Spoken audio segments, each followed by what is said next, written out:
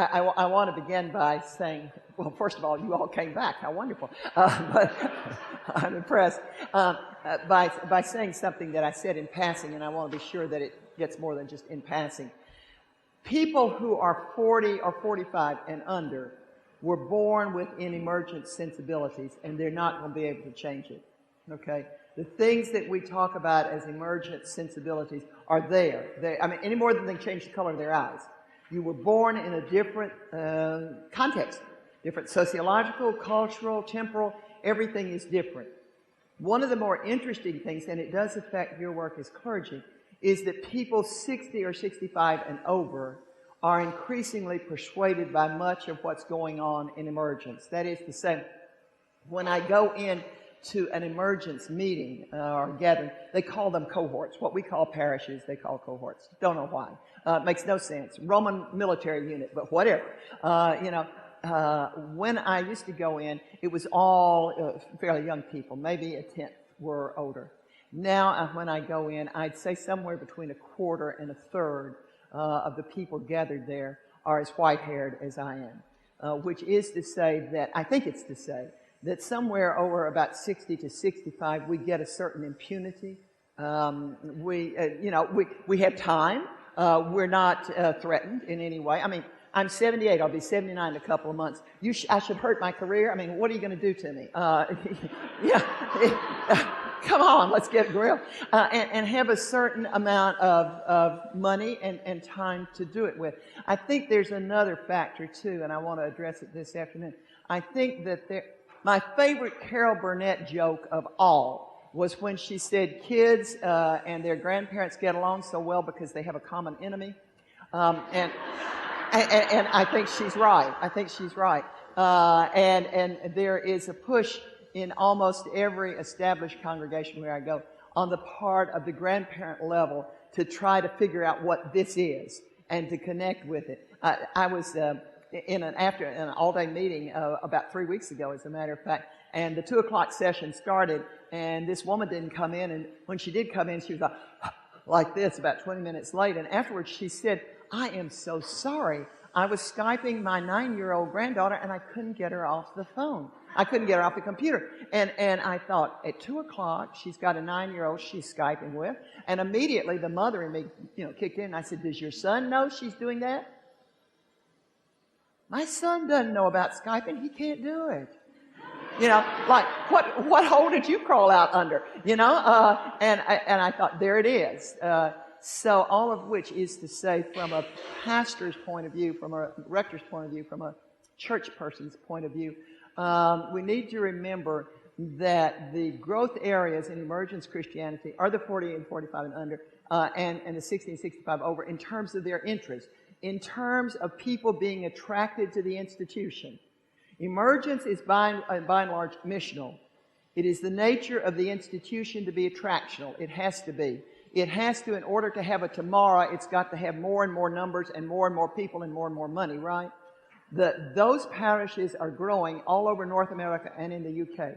Those parishes are growing, which play to or are concerned with for that mid-demographic from 40 or 45 over to 60 or 65. That age bracket, because we marry later now, we bear children later. And as a result, we hit pubescence, if you will, at the same time that we hit the middle age crisis. And neither of them should have an accompaniment. Both of them are disastrous. Together, they're just agony. And Diana Butler Bass is the authority on this. She's got enough footnotes to make anybody happy. The parishes that are growing are those that understand that people in that age group, all over the anglicized world, are those who want to be more Presbyterian than John Calvin ever was, or more Anglican than Hooker ever was. They need the rules, please, because everything's going to hell in a handbasket at home. And, would you please use the institution to tell this kid to sit down, shut up, and listen to me while I have a crisis, kind of thing. And it's true. It's a demographic. And so I wanted to make it clear, though I had sort of passed at it, that there is an operative demographic here. And also that those who are 40 and under, or 45 and under, are going to be emergents. They can't help it. And so we might just as well deal with it. And the next thing I want to say is that I realized in the bathroom I hadn't said it. I have some of my greatest inspirations in there, as a matter of fact. So do you, I suspect. But we need to be really clear that Protestantism isn't dying. Anglicanism isn't dying. It's just not going to happen. Roman Catholicism didn't die 500 years ago. Orthodoxy didn't die 1,000 years ago. Patristic Christianity didn't die 1,500 years ago. It just didn't. Every time we go through one of these things, whatever holds pride of place, whatever holds hegemony, has to drop back and reconfigure and change, but it never ceases to be.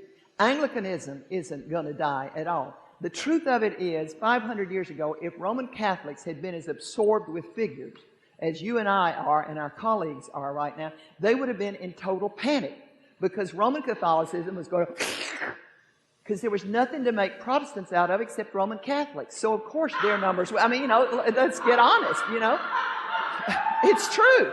And there's nothing to make emergence out of except you and me. I mean, that's it. And so we're going to have to reconfigure. And that's exactly what's going on. And you can look at France in February. Established the United Reformed Church of France, for goodness sakes, in which all of the major Reformed faiths said, okay, we can't run separate offices. We're coming together and making one thing. So the World Council, the National Council of Churches, the World Council of Churches, many of those are expressions of reconfiguration. But there's no need to despair. And for what it's worth, the Church of England has been in every way, I would say, the international leader as Jerusalem in trying to reach out to Antioch. Primarily because of Rowan Williams. What Archbishop Justin Welby's going to do is another issue. I can't tell. But Rowan Williams has been very sure that this is indeed a new thing God is doing, and to try to support it. And so he has in every way made clergy available to groups of 6 and 7. He has opened up public space. He's seen that there was money when it was needed in every way. And that was because he believed that this is indeed a new thing God is doing. There's no question in his mind about that. The thing about it is that the Church of England has not grown since Henry VIII was buried, right? I mean, you're born into it, you die into it, the birth rate doesn't change very much, the figures don't change very much, until 3 years ago. And 3 years ago, the Church of England had a little burp. It was less than 1 point percentage growth. And everybody said, it must be a mathematical error. Last year, it grew again, almost a full percentage point. That's not why you do this. That's not why you engage emergence Christianity, but it is an interesting byproduct of it, which is to say that established or natal or traditional church, whatever you want to call it, picked up membership as a result of its intentional nurture of emergence Christianity.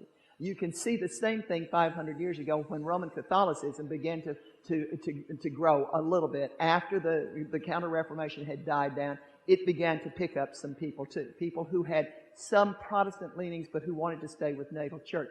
So there's no reason to hang crepe about this. Also because one of you said something, I overheard you say something. Yes, you're absolutely right. I'm doing a sociological cascade, if I ever get around to it in a minute. I'm doing a sociological cascade. Yes, you can do a political one. Yes, you can do an economic one with Marx. Yes, yeah. But you can, and to answer your comment, you can also do a religious one. That is to say, if you will look at the 19th century, you will see, especially on this continent, the restlessness of people trying to form a new church before they got to the idea of emergence church or emergence Christianity. You can see the restlessness, and it presents as Mormonism, it presents as Christian Science, it presents as the establishment of Jehovah's Witnesses, it presents as the establishment of Seventh-day Adventism, it presents as New Thought Church. It presents as Foursquare Gospel. The whole 19th century, this whole area of peri-emergence is rife with attempts to refashion Christianity. So what we're doing is not without precedent, okay? It took all of that, all of those things that didn't satisfy the itch, though they have continued. Didn't solve the thing. So it was a while before we got to emergence. So yes, you can indeed do, if you wish to use the term, you can do ecclesially. you can do a cascade. You can also do one theologically to answer that other question, which is to say, those of you who are watching here are aware that by 1869 we're convening Vatican I, right? Why are we convening Vatican I? Vatican I only does one thing in its whole life, right? One thing. It sits for 92 years or something like that, and there's only one thing. And what is that thing? That when the Pope speaks from the chair of Peter, he speaks infallibly. Ex cathedra. Papal, why? Rome's been here before, bought that t-shirt and didn't like the way it fit. And so they're blocking the door. The minute Faraday and company begin to make these noises, Rome's on it. No, we're going to block that door. So we get papal inerrancy to replace biblical inerrancy. It's clear. By 1865 and 70, you're getting the Niagara Committee of Biblical Inerrancy. They finally end up as the Committee of Biblical Conservatives. And by 1895, they are putting out this edict. They're meeting in Niagara Falls. You guys and us guys were all playing together. Niagara Falls is where we meet, right, to make mayhem. North Americans all met together, and they formed this committee. And they came up with the 5 things you had to believe to be Christian. We've always had creeds, but this isn't a creed. This is a code of honor. Of honor. You've got to sign off on this thing, or you are not Christian by our definition. And the first thing is you have to believe that the Scriptures are inspired by the Holy Spirit. The second thing you have to believe in is the historicity of the virgin birth. The third thing, at some point, wouldn't you think Jesus Christ as the Son of God would have been number 1, or at least number 2, or number 3? It never gets there. What they're defending is doctrine. What they're defending, the last one is the nature of the atonement. And by 1910, they're publishing a magazine called The Fundamentals. And we're going to get the word the fundamentalist out of them, right? So there's a whole reaction going on through all of this, and we don't need to avoid it. But yes, we're absolutely right in what I overheard. You can do it ecclesially. You can also do it theologically. I just want to do it sociologically because I think that's the hot button right now. And if you will, and then I'm going to do a decade. But if you'll go with me on the sociological cascade, with full knowledge that there are other cascades happening. In the years between 1855 and 1859, and while the Civil War happened in my country, it involved Canada and the UK. The battles that were being fought were fought amongst English-speaking culture. There's no question about it. My grandfather, we do refer to it as the recent great unpleasantness in the South. My grandfather was actually shot at Shiloh. And every Southerner you ever knew had a grandfather who was shot at Shiloh. Mine really was. It's a kind of, mark of honor. But my father was the 15th of his 16 children, so clearly nothing important got hit. But nonetheless, yes, ma'am. When you got 16 of the little boogers, you got something going for you.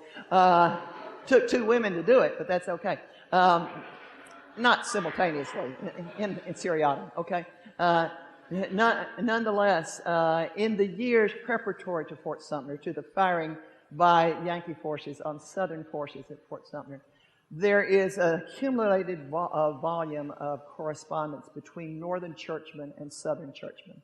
That's fascinating. Perhaps the Presbyterian communion in my country has the best archive, or at least it's the one I have seen most completely, in which the Northern churchmen and the Southern churchmen are trying to avoid war in every way.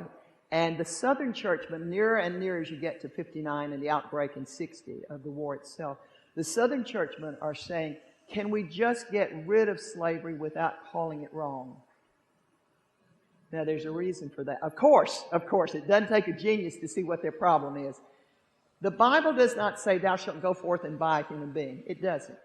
But the Bible clearly admits of slavery, does it not?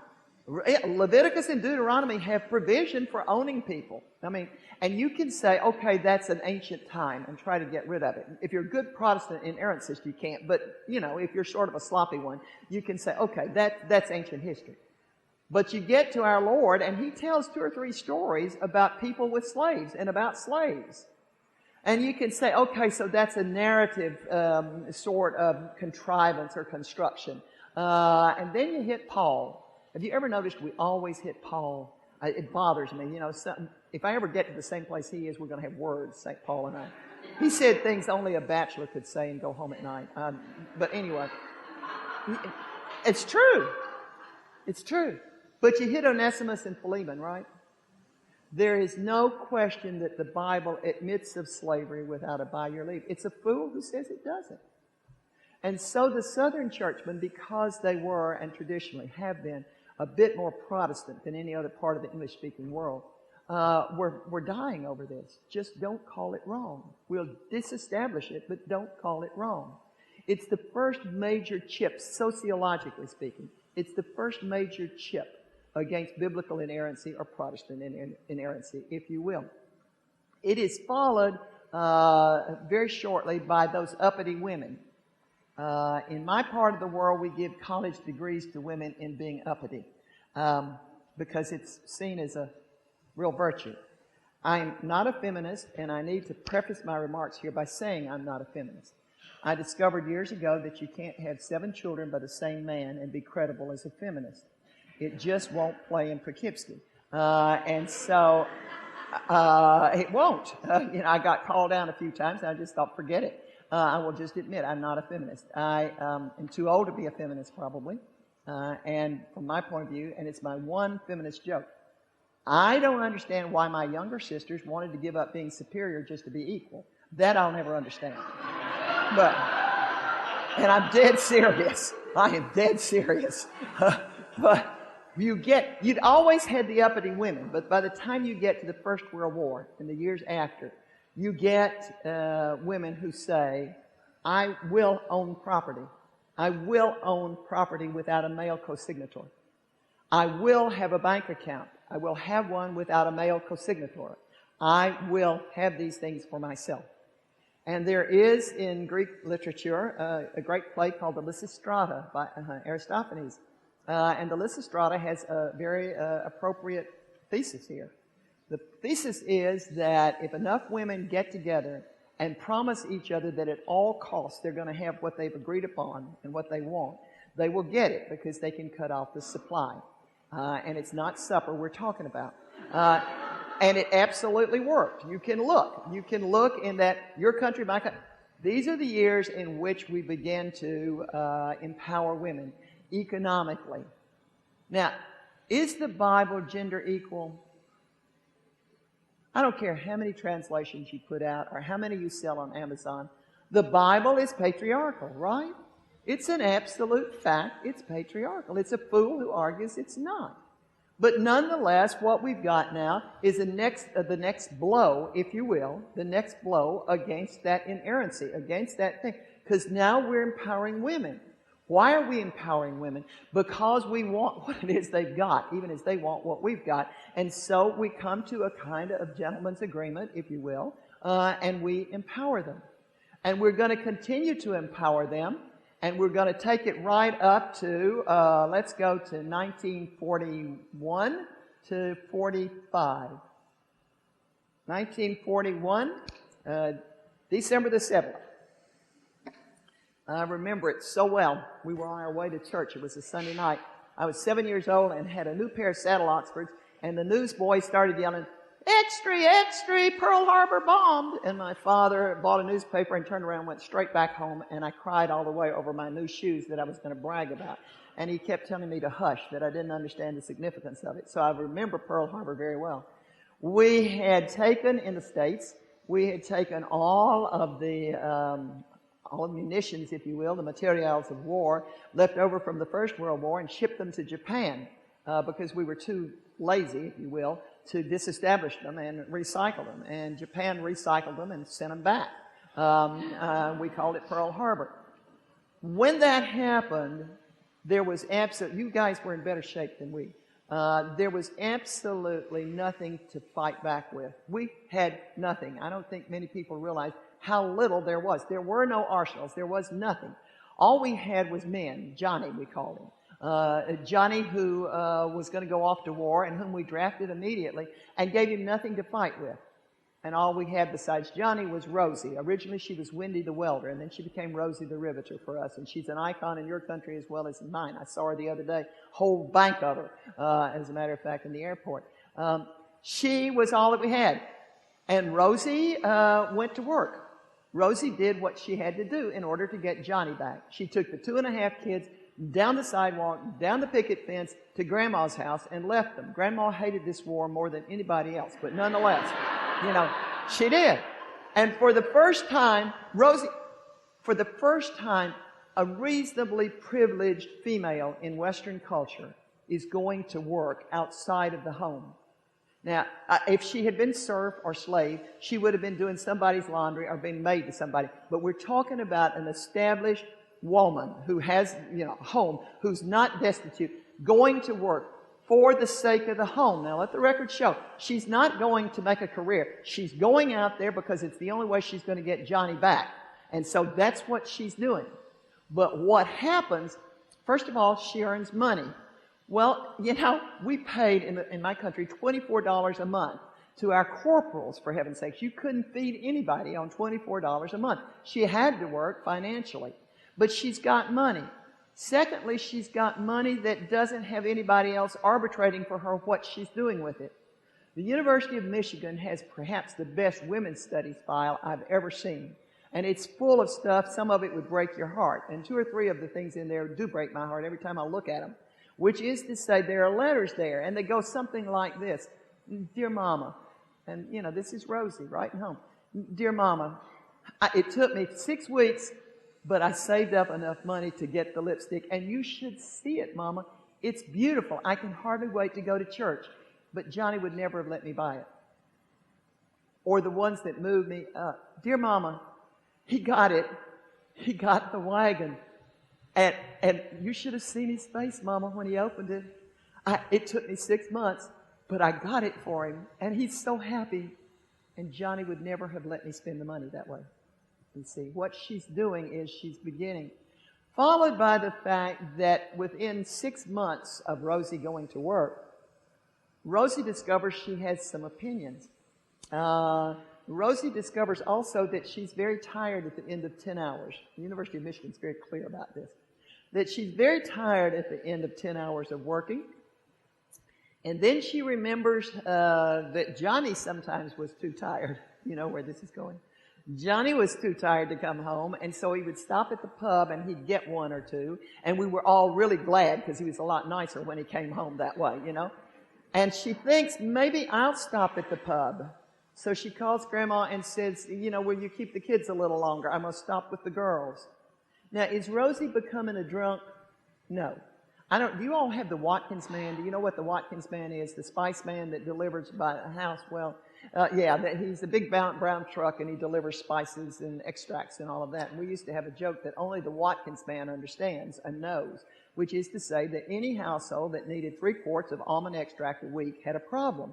And so, there's not any question that Rosie, if she wanted to be a drunk, could have been a drunk and was a drunk already, and had ways to get. What matters is, and the scholar here is Ray Olenberg, and he's got fascinating study on it. What matters is that Rosie, for the first time, has found a non-domestic, non-ecclesial space in which she can talk about non-domestic issues.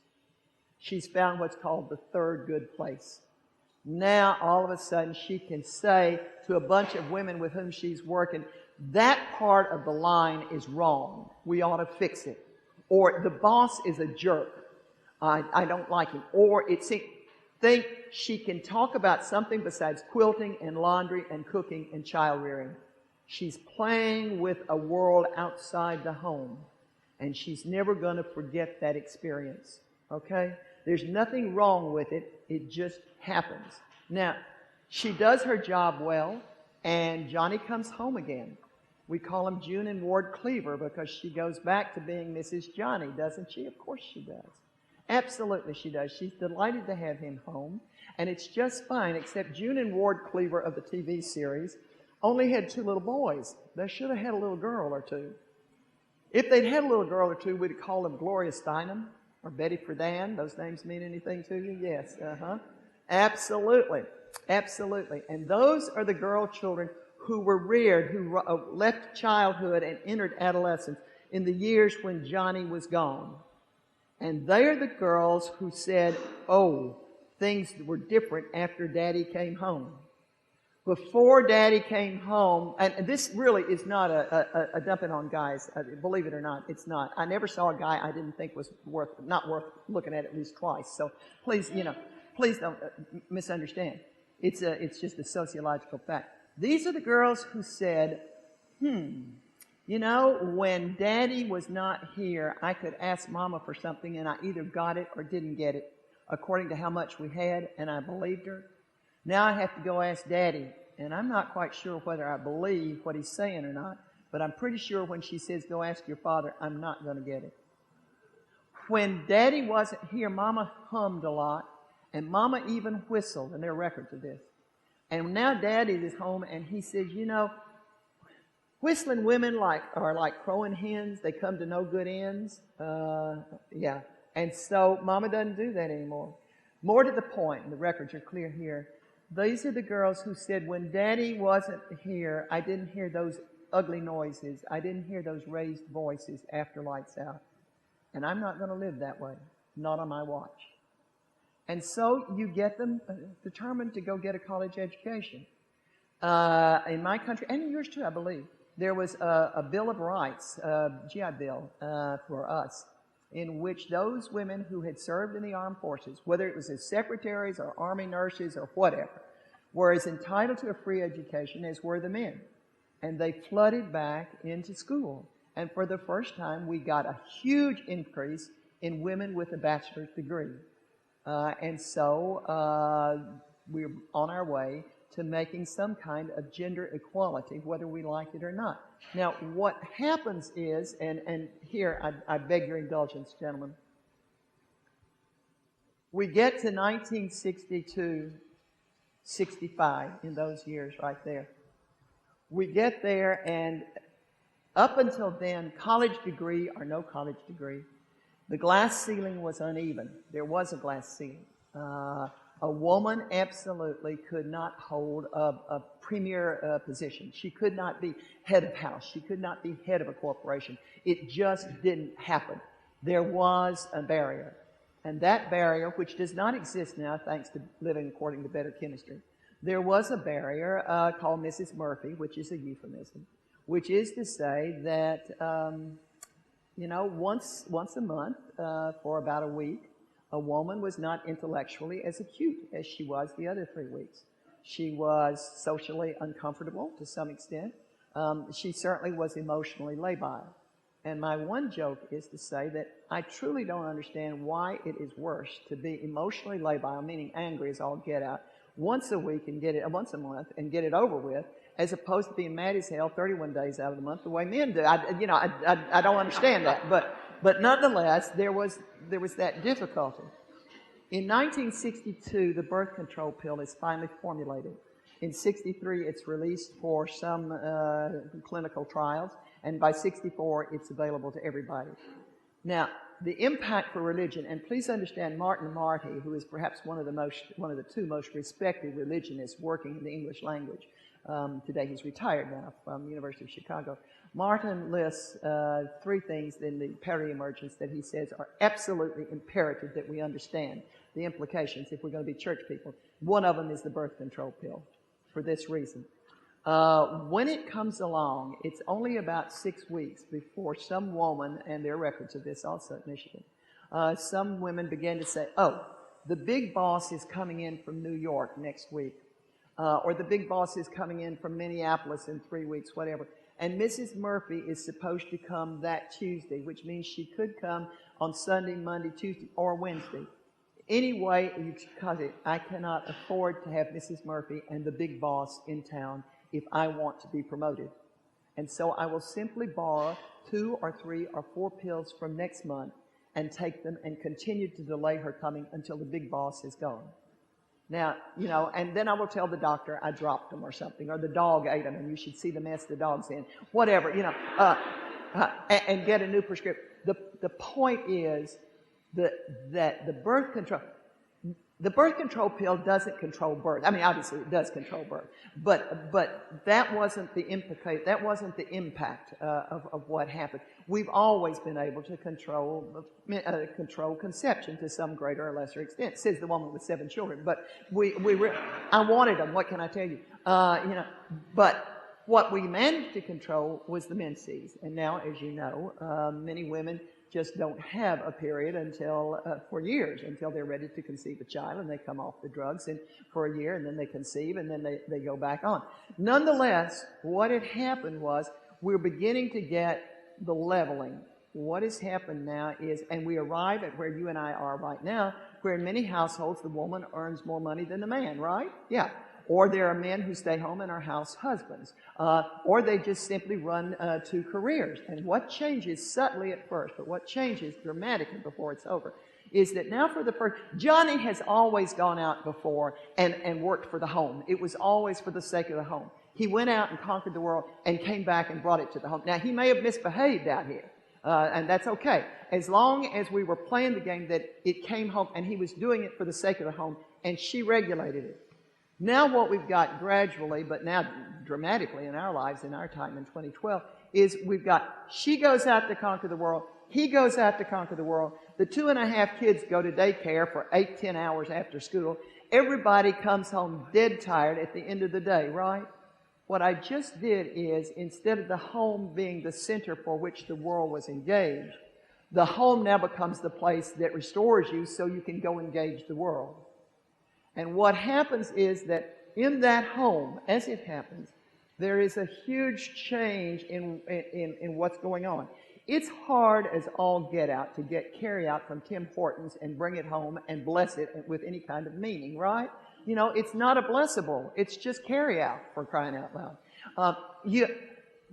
Kids still in Christian homes are invited to pray, but the prayers are heard, which is different from a family altar, right? You can't have a family altar because one parent hears the prayer while the other does the laundry, right? Because we all have to go to work tomorrow, right?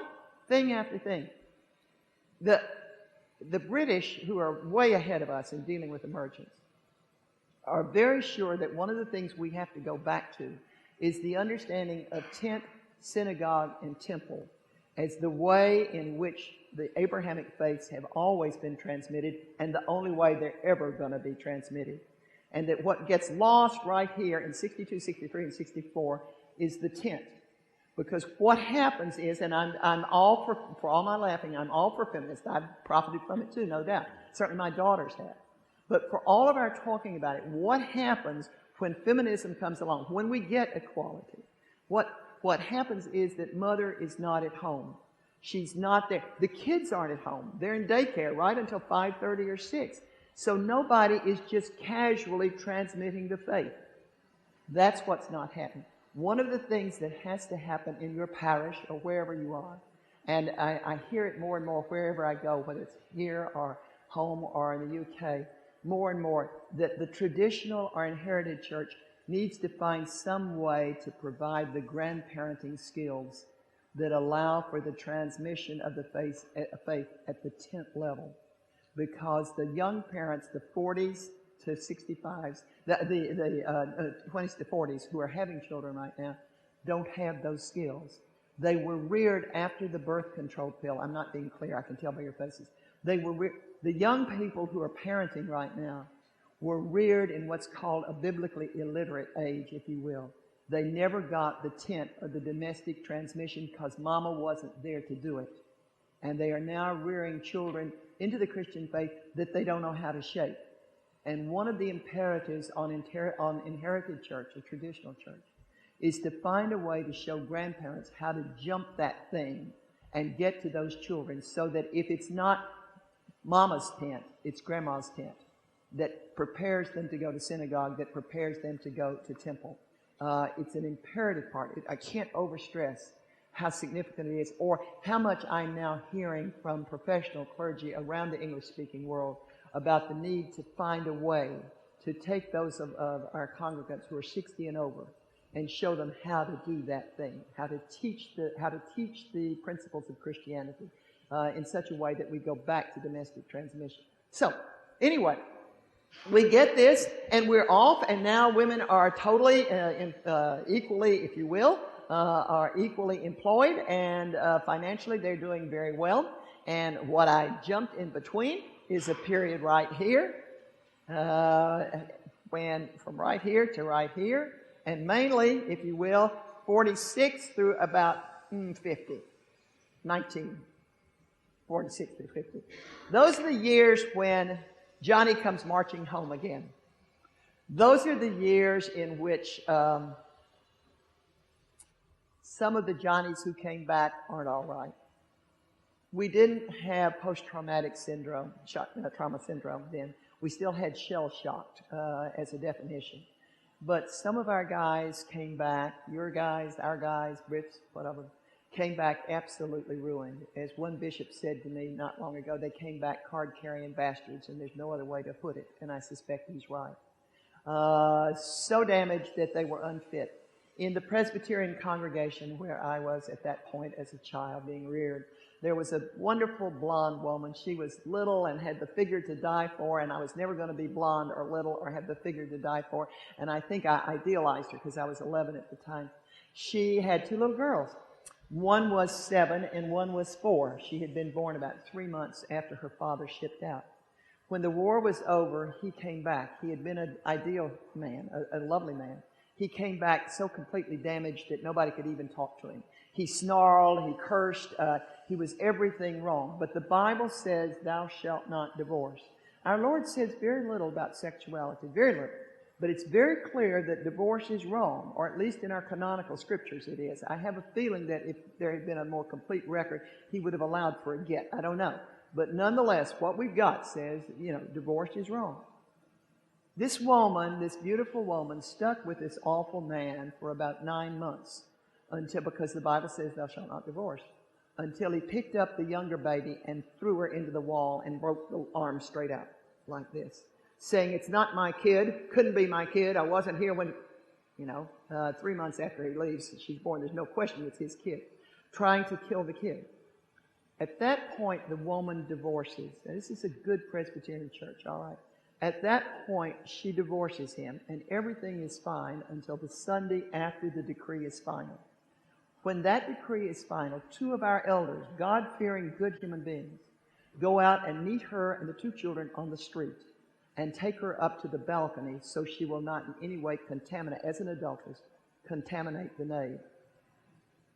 The first Sunday that the Eucharist is offered, called the Lord's Supper, by the way, by Presbyterians, and offered as infrequently as possible, lest we be confused with Romans, and offered with Welch's, but that's a different issue. Before the plate can be uncovered, those 2 elders go upstairs and remove her and those 2 children out and put them on the street, lest our Lord's body be contaminated by the presence of an adulteress. Don't know what New Testament they were reading, but not mine. There was a bachelor there who eventually married her. They had a child of their own. He made a good father to those little girls. And everything was fine for him until the Sunday after the wedding. And he too got taken upstairs. And the first time we had Lord's Supper, he too got taken out to the street. Because that's what the Bible says. And every part of us, everyone in this room, every bit of your body knows that's wrong. It is absolutely, unmistakably wrong to do that. And it's the beginning of what emergence called Micah 6:8 theology. What does the Lord thy God require of thee? That thy love mercy, act justly, and walk humbly with your God. And they put that as the core message of moral decision. It's Micah 6:8. And it begins right here in that period right after the war when all of those decisions have to be made. Now, if you read your New Testament, the canonical books of the New Testament, you are perfectly aware, as am I, that we follow a man who exercised Micah 6:8, right? I mean, he did, and everything he did. Somehow we lost it with Protestantism. And so it has come back. Now, on the basis of Micah 6:8, the last part of the sociological cascade, the last playing piece, if you will, is the year 1969. 1969 in Stonewall in New York City. It's the year in which gay, lesbian, bi, and trans folk gathered together and said, we now will have our place in the sun. We now will function under Micah 6:8, and we wish to be part of the church. We need to be who we are openly and to be so accepted. Now, before we go here, because I'm aware this is a tense spot, and for the Anglicans among us, with Justin Welby having been confirmed as Archbishop, we're going to hit this again. So let me be perfectly open with you, fairness in advertising. I served for 14 years at the altar with a marvelous priest who'd been in a gay relationship, a valid relationship for years, with the most gorgeous man I ever saw. I kid you not. And the deal was, if they ever split up, I get first dibs on Chris, but that's different, you know. You're never too old to hope, you know. Such a waste it was. I used to look at him and think, damn. Anyway, and because, and this is a number of years ago, because he was gay, we were a completely open and affirming, Anglo-emergent, but affirming congregation. And as a result, we were the only place that many Christians could come comfortably to worship. So about 85% of us were gay, lesbian, bi, or trans. And I make this discussion or the point here because the gay and lesbian thing we're going to solve. I think we're 90% towards solution now, as a matter of fact. The one we've not solved is the transgendered and the bisexual, but primarily the transgendered. The transgendered are genuinely hated by most gays and lesbians. If you're at the bottom of the heap, it's nice to have somebody that's slightly lower to kick against. And we had in that congregation over the years some 8 or 10 transgendered, who, two of whom drove 100 miles to church and 100 miles back twice a week, once on Sunday and once on Wednesday nights, in order to be able to worship with their fellow Christians. And to watch them go through the agony of the surgery and of the chemical adjustment and what the body has to take in order to do that thing is to no real heartbreak. I shall never forget that one Sunday I stood out in the narthex and saying goodbye to a 21-year-old trans who had been with us for 4 years and who said to me, she was presenting as a woman at that time, she said to me, I'm going on the streets again tonight. And I said, why, Katrina? Don't do that. And she said, I have to. I'm out of money, and I can't take any more from the church, and I have nowhere to go. And I said, stupidly, I knew better, but said it, go to work, honey. And she said, look at me. I have a beard and boobs and no money to get rid of one or the other. I have a penis and a vagina. I can't use a washroom even at McDonald's if they would give me a job without offending somebody, and I'll be fired within 3 hours of having used the bathroom for the first time. I have nowhere to go. The following Wednesday night, she was beaten to death on the streets by a John who thought he was buying one thing and got another when he got into it. I remember one of our professor of literature, as a matter of fact, who was moving from male to female and who had a terrible time physically. And we all watched her and loved her and respected a genius, a number of published books, as a matter of fact. And when she finally made it through so that she could go, the acid test always for transgendered is, can you change bathrooms? And when she made it to the Sunday that she could come into the ladies' room, we had a little tea party in the ladies' John. And all the guys were standing out in the hall trying to figure out what the heck we were doing. And Sam and I have managed to, my husband is a retired pulmonologist, to remain close friends with an orthopod who has made the shift from male to female, and her present partner who was the wife before. All of which is to say that regardless of whom you quote, somewhere between 9 and 13% of North Americans fall somewhere within the spectrum of gay, lesbian, bi, or trans. That's a lot of people to throw away. It's a lot of people to say God made a mistake on. So wherever you come down on the issue, and I'm sure there's division of thought here, I beg you to remember that these are human beings we're talking about, and that this is Micah 6:8.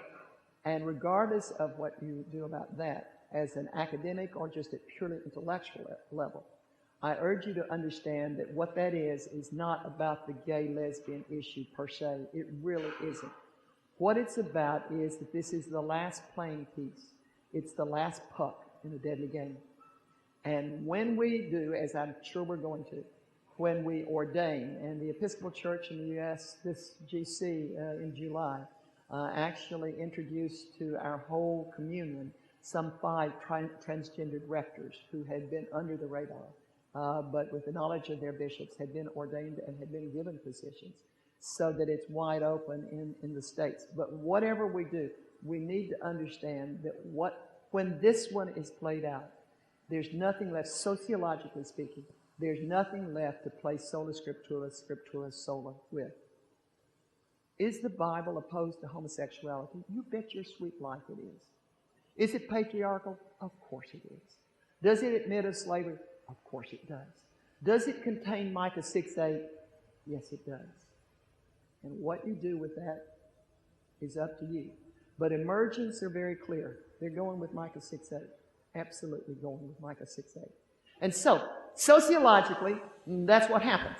And there are no more pieces to play that game with. And we probably, those of us in this room, will not live to see the end of it, but we're seeing the last gasps of it. And there's no question about that. I want to take the first decade of the last century. And again, I'm taking on sola scriptura, Protestant inerrancy, biblical literacy, whatever you want to call it. And I'll try to shorten it a little bit. 1900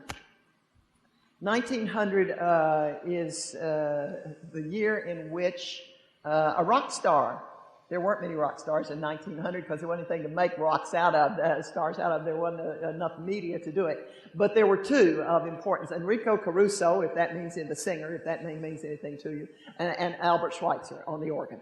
And they did get enough coverage so that whatever they did got written up. And 1900, Albert Schweitzer is sitting on his porch, his sun porch, in Alsace-Lorraine, when it suddenly dawns on him, and he says to himself, "Dear God, what if the Christ I worship is not the same as the Jesus of history, of Nazareth?" And he answers himself, of course he's not. There's 2,000 years, or in that case, 1,900 years, of us monkeying with Jesus to make the Christ I worship. And it scared him to death. And because he could not resolve the difference, and because he realized that indeed we had intellectualized, we had enculturated, we had contextualized, we had taken Jesus and done all these things to make Christ, when he couldn't get back to Jesus, he said to himself, "Since I can never know my Lord, I will at least live as I think he would live." And consequently, he gives up the organ and he goes to medical school, and the rest he goes to Africa before it's over. It's that, in the course of that thing, though, he wrote a book called The Quest of the Historical Jesus, in which he says, can we find who he really was? Now, it is a term, historical Jesus is a term that was not of Schweitzer's invention. It had been coined in the 1700s by a man named Samuel Romaris, a German theologian. But he was, like all theologians, he was talking to other theologians about this problem, and it really never went anywhere until you got a rock star like Schweitzer talking about it. And when you get a Schweitzer asking that question, then it becomes hugely, oh dear God, he's right. Because it didn't take a rocket scientist to know he was absolutely right. We've monkeyed with him for 2,000 years. We've lost him in 2,000 years of doing on him. So who was it? Now, the historical Jesus then becomes a factor through all the rest of the last century, right? In 1902, Louis Klemp, who was at that time editor of the Christian Herald, said, "I can show you who Jesus of Nazareth was. I will print every single word he spoke in red letters, and they'll pop off the page and knock you in the face, and you'll know who he was," which is the beginning of the red letter edition. That's where it comes from, is an answer to Schweitzer.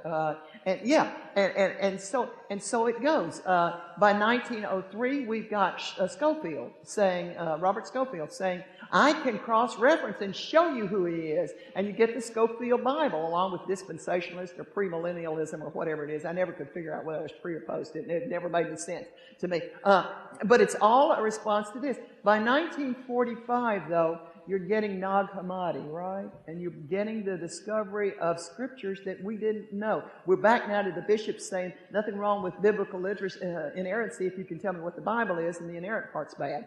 Nag Hammadi, we dig up texts that weren't known at Nicaea, that weren't there when we established the canon. What do we do with those? Made worse in 47 by Qumran. And now all of a sudden we've got manuscripts that seem to add or change, and maybe the canon is ready to be looked at. Who knows? And so we're not quite sure what the Bible is all of a sudden, and it matters terribly. And then we get into the 80s and we get to the Jesus Seminar, right? Ever heard of the Jesus Seminar? The Jesus Seminar is 200 deeply credentialed scholars, dead serious scholars. Jack Spong, mean anything to you? Yeah. Marcus Borg, they're all Jesus scholars at the Jesus Seminar. What are they in the business of doing? Trying to decide as academics, trained, many of them deeply Christian, trying to decide what Jesus did say and what editors inserted or what monks miscopied or what is the real scripture here, trying to discover the canon. And it's a fascinating thing to watch. They circulate, I've sat at the Jesus Seminar 3 or 4 times, I don't know. It meets in the Flamingo Hotel in Santa Rosa, California, where the flamingos are straight out of the 50s and still sitting there. They're just, grow some agate out. But anyway, you've got 200 scholars who have passed papers about one verse of Scripture for 6 months. Hardcore scholarship. Did he say this or did he not say this? And then they come together in the Flamingo Hotel in the ballroom, and they sit in a great thing like this of chairs, 200 of them around like this, and they're balls, ping pong balls, in front of them. And the ping pong balls are of 5 colors. And after they have discussed this verse to death, then they begin to pass a basket. If you think he really did say this, you put a red ball into the basket. If you think there's no way in the world he could have said this, you put a black ball in. If you think maybe but not sure, you put a pink one. I don't think so, but not dead sure, you put a gray one. Absolutely don't know, you put a green one. And this is the way in which we vote on Holy Writ. Aren't you happy? Colored ping pong balls. It's a kick to sit there and watch it, may I say. Yeah. What are they doing? They're recognizing the thing that Schweitzer started in 1900, that it's time to look again at the canon, and the walls didn't fall down. Before you get hysterical, if you will remember right after the Great Transformation or the Great Transition, there's a thing called the Mishnah that Judaism has to take up. Yes, of course. It's time, says Emergence, to look at the canon. It's time also to consider whether it's time to open it, perhaps, or to simply create something like the Mishnah. It's time to see what Justin Martyr had to say. It's time to show our people what Origen had to say, what Irenaeus had to say. We may not take back the Shepherd of Hermas, God forbid, and please tell me no, but we will absolutely take some of the others. It's time to look at the Didache. Those of you who remember the Didache will be pleased to know that Emergence Christians now have at least 6 or 8 translations of that circulating and use for part of their worship, rapidly pushing back toward those first 2 or 3 centuries to what the church was before we intellectualized it in the 4th century. And so we have a real thrust, if you will, against the Bible. Again, against inerrancy. And then we get to 1905. 1905 is the year in which a smart young Jew, smart-ass young Jew, named Albert Einstein, wrote 4 papers. He was a deeply devout man. He did not attend shul or synagogue, but he's left some fascinating commentary about his devotion to God and his sureness. He wrote those 4 papers when he was 26 years old, and they were going to change everything. Absolutely. The first one was about light, in which he said, light will travel either as a wave or as a bundle, depending on the mechanism through which it comes and the barriers between it and its transmission and its dissemination. And it can change back and forth. It can be a bundle in one place and a wave in another. And I will call those bundles quanta, and I will call one of them quantum. Welcome to the world of quantum physics. It's born in 1905 with Einstein. It's going to change everything that we know about the physical world. The second paper was on Brownian motion, which was named for a man named Robert Brown, who couldn't figure out what it was, but who described it. And I used to do this as a kid in not exactly the country, but close to the country where I grew up. Which is to say, and you probably did it as a child too. Kids don't do it anymore because they're playing video games, but you take a bucket of water on a perfectly stable surface like this, and you put it down, and you let it get quiet so that it's not making any motion at all. And then you take some dead thing. I always took pollen, some light little thing, and you drop it right on the surface of the water. Now, for a minute, the water's going to tremble, right? Then it gets very still, just like it was. And then, as you watch, remember this? Ever watched it? It begins to move. That pollen begins to move, and it ultimately is going to go over here toward the edge, probably. Nobody knew. That's Brownian motion.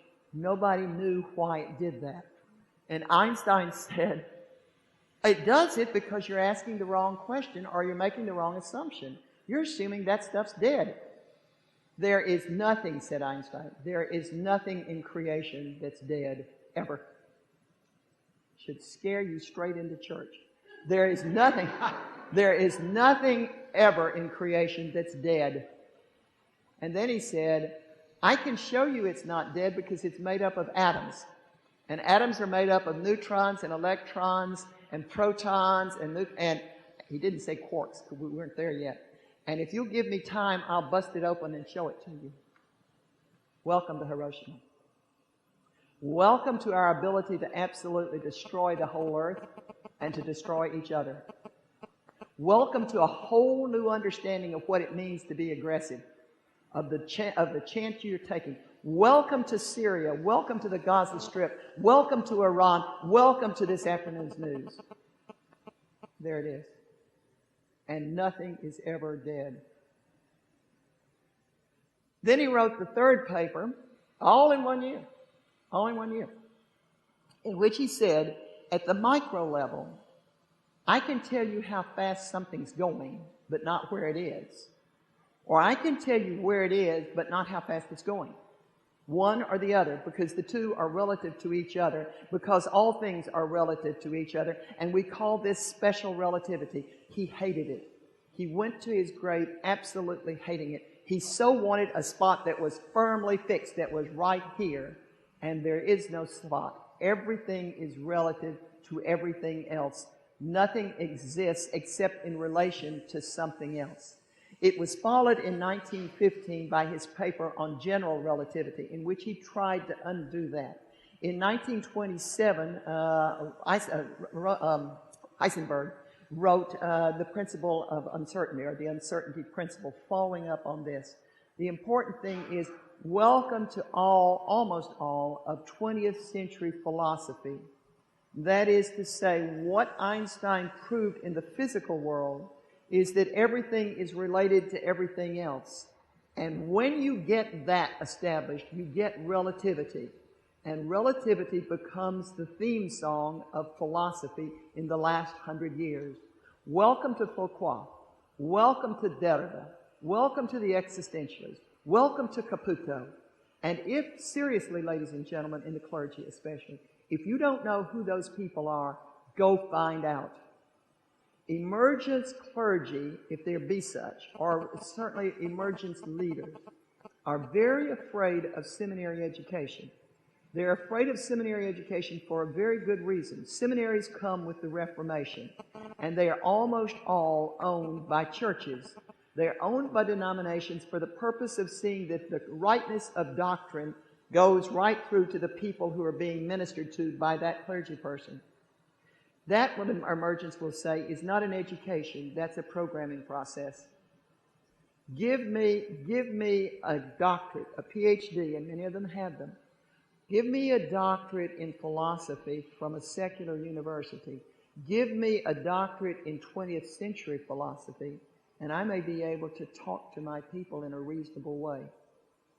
One of the interesting things about all of this is the reintroduction of philosophy into serious theological conversation. I'm going to get there again in a minute, just in a minute. The fourth paper is the one that really most impacts us right now. Energy equals mass times the speed of light squared. We all know it, right? EMC squared.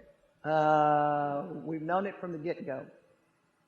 I said earlier that the Reformation gave us Newtonian physics, and it did. It's called macrophysics, in which Newton said, from Aristotle on, we had known, everything in this world is made of stuff, mass. Here it is, right here.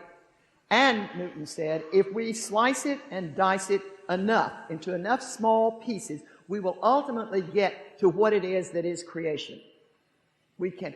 It's called reductionist or reductionist science, those of you who have training in that. It's getting it down until we find the fundamental thing that is creation. Well, now, about the 18th century, we found out that there's another thing that Newton may have been wrong, or at least incomplete, that there is this thing called energy, and it has no mass, and we can't find it or see it. And we don't exactly know what it is, but it is there. When Einstein comes along, he says, I can show you what energy is. And I can show you that creation is made up of mass and of energy. And that if we put the two together, we will have what creation is about. And so he wrote that energy is equal to mass times the speed of light squared. And he was right. But he was wrong in thinking that if you just put those two things together, you had it.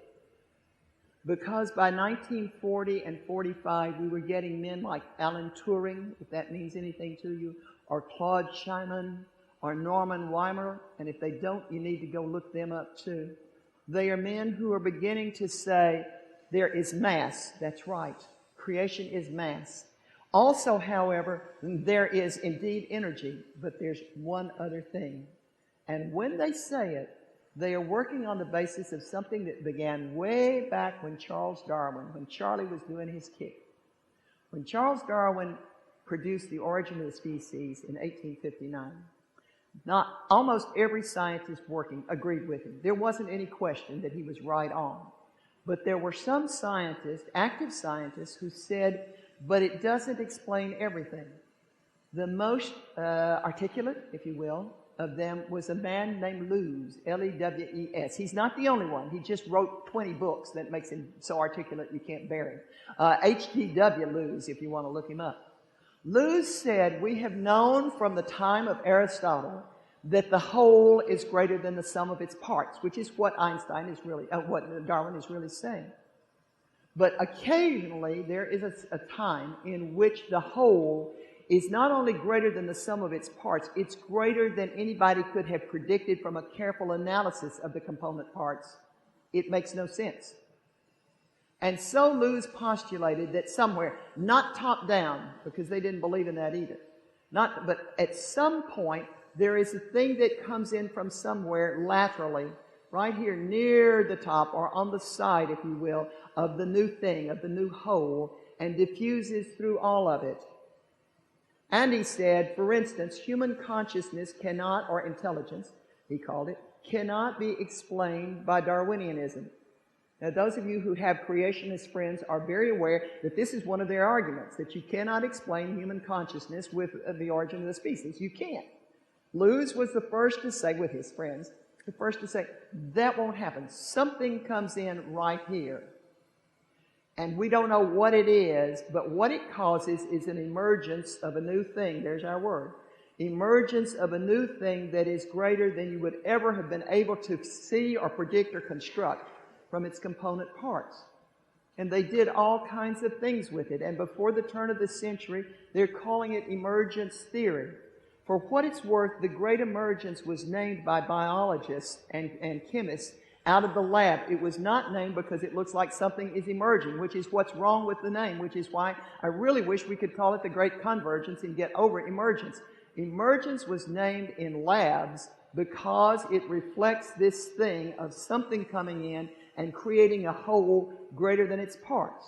Now, by the turn of the century, people like, well, Sigmund Freud is playing with it to some extent, but William James is playing with it, and certain biologists are playing with it, and they begin to understand, incidental to that, for instance, and there's a wonderful book called The Starfish and the Spider, which is fun to read. For instance, if you take a spider and do this to it, you're going to rip his leg off, and he's going to bite you and then die. If you take a starfish and do this to it, he could care less. He's going to grow a new leg, right? And the leg's going to grow a new starfish. Why? Because this one is emergence. This is an example of emergence organization. This is basically communal. Nobody is in charge.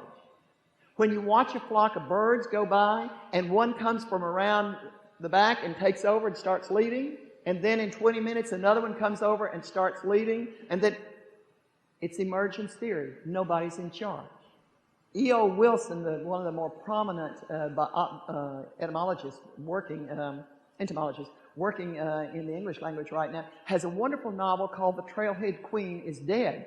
And he preceded into the New Yorker in January of 11. As a matter of fact, if you want to go read it in the fiction section, it's a fictional presentation of emergence theory in which he says, anthills and beehives are not the same. We have for years, until emergence theory came along, we thought they were the same, right? And we give them both queens. Now, I live in the country, and beehives do have queens, and they absolutely do their trick. And we had 5 hives, and the last thing you need is the 6th queen, because it's hell on wheels till you get rid of one of them, because they're arbitrary and just as they can be, and they're going to run their place. We thought ants had the same sort of structure, though we couldn't catch them at it. Well, says E.O. Wilson, and he's having a good time with it, says Wilson, of course not. An anthill works by emergence theory. That is to say, there is a queen. She's only good for one thing. She's the original dumb blonde. She takes one nuptial flight, and a drone gets on board, and they fly, and they fly, and they fly, until he drops off dead, which is not a bad way to go. But anyway, he drops. And she drops to the ground. And the only thing she has to do in her whole life is right now, in the next 48 hours, she's going to lay 4 to 6 larvae, inseminated egg larvae. And they're on the surface of the ground, and she's got to lick them constantly for 36 to 48 hours because that's the area where the bacteria lives, is on the surface of the ground. She's got to keep the bacteria off of them so they can hatch. If indeed she is successful, the 4 to 6 larvae, once they hatch, will begin to scratch around like this and make their way, and they will take the layer of bacteria-laden topsoil off, and she'll drop down another level. And this can go on level after level after level for as much as 22 years. 22 years off of one shot. Now, there's a man, ladies, but that's not the point. And she's down there doing this, and we get this huge thing. But you know what? They're not there to build this thing. They're just doing their trick. Nobody's in charge. They work by pheromones. They talk to each other by odor. There's no head. And when the queen dies and there are no more babies coming along and the thing isn't building any higher, they either die or they go off somewhere else. That hill doesn't mean anything. Totally nimble, totally transient, totally non-real estate. Characteristics of emergence. Characteristics of emergence Christianity. Don't give me a cathedral, don't want the thing. Don't give me real estate, no. Give me nimbleness. Allow me to be able to move quickly and nimbly. Perfect example of emergence. And so, what we get is emergence theory, and we get people beginning to play with it. And they continue to play. Right up until you get into the 40s and you hit Alan Turing. Alan Turing is the father of the proto-computer. He is the first to say, oh, what the universe is composed of is mass and energy and information.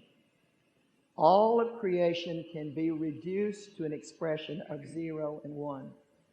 Everything can be reduced to an explanation or a presentation of 0, 1, 0, 1, 0, 1, 0, 1. He's followed by Claude Shannon. He's followed by Norman Light, and we're off on information theory, which is to say we now know, and it's only been in about the last 30 years that we have known, that creation is composed of mass and of energy and of information. One of the most remarkable things about Emergence Church or the Emergence Christian experience, or living in our times, whether we live as inherited or traditional, doesn't matter, or fresh expression, doesn't matter, is the rapprochement for the first time ever between theology and philosophy and science, in which they are coming together to say, oh, this is what we're made of. And the message, not because I'm Christian or you're Christian, but because it's being spoken by philosophers of no particular religious affiliation and by hardcore physicists as they meet together. The word is, you Christians, you Abrahamics, you Judeo-Christians, you've had it right to start with. In arche hologos, hologos heteos eimi, in the beginning was the Word.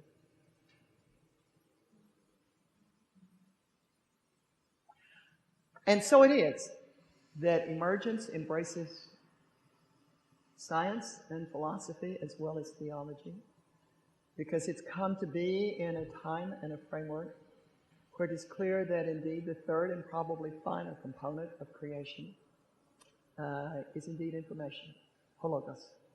And we have known it all along. And because we were literalists or inerrant and not actualists, we failed to realize the implications. We failed to realize the magnitude of the gift and the thing to be honored in all of our praise and in all of our worship.